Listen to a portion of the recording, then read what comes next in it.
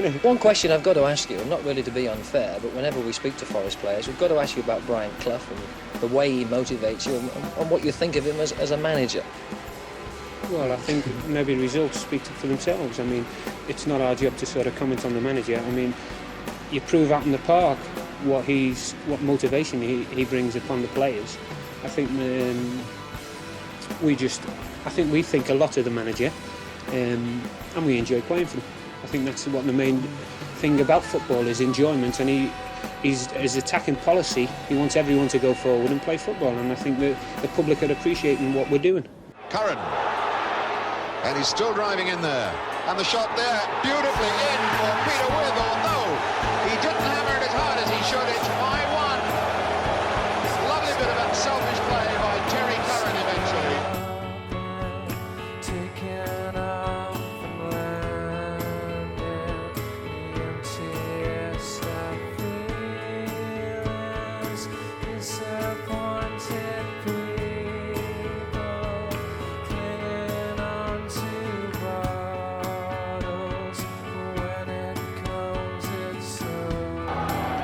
Plenty of height there. Lloyd was in, and Withe drives it, and Withe scores it.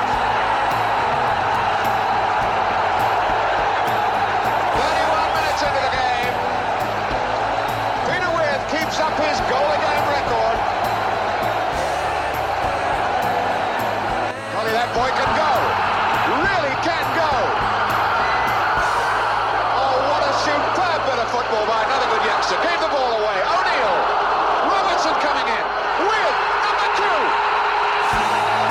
2-0, Peter Withe. Withe pulling to the middle. Oh, Withe took it right up Woolcock's toe. And he scored! What an extraordinary goal!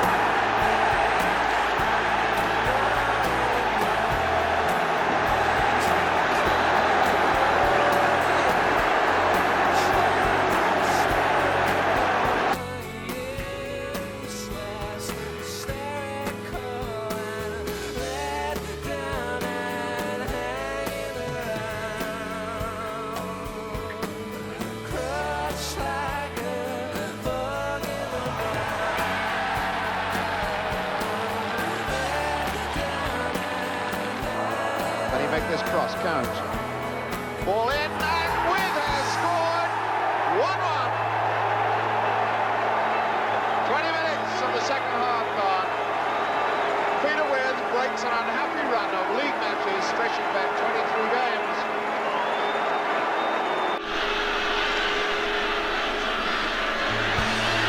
Going to get it onto that favoured right foot.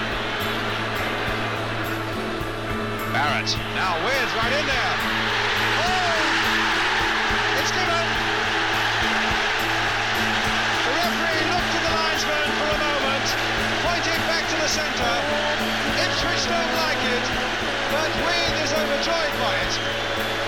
Robertson looking all the while to get that onto the right foot. Chips it back in there, the ball helped on by Barrett. Withe onside.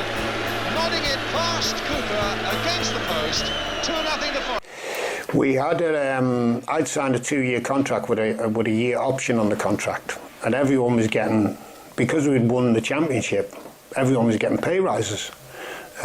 So it was only fitting that I went in to speak to him about a pay rise. So he said, as he always does, "What do you think you're worth?"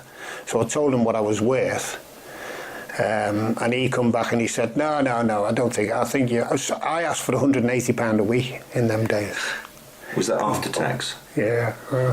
It's funny because of the year we won the championship, so we won the League Cup, won the championship, quarter-final of the FA Cup, and my P45 at the end of that year was £9,990. That was all your bonuses, signing on fees, salary. You know, and people say, no, that can't be right. I'm telling you, that's what it was. Anyway, I was negotiating and asked for 180, and he said, right, I'll have a think about it and I'll come back to you. And then when I found out that Robbo, Viv Anderson, Woody, John McGunn, they all got £200 a week. So I thought, I shot myself in the foot here. Yes. I said, but that's the way you are. Well, we didn't have agents in them days. No. So the argument was, he offered me 170, I asked for 180. He wouldn't compromise. Then he said to me, he asked me to put in a transfer request. So I said to them, well, it's not going to resolve this, is it? So I ended up putting in a transfer request, and he just said to me, right, you can go. I'll sell you. So I said, that's fine. Because he actually thought he had a ready-made replacement in a fella called Steve Elliott, who scored goals in the reserves. Anyway, cut a long story short, I left over £10.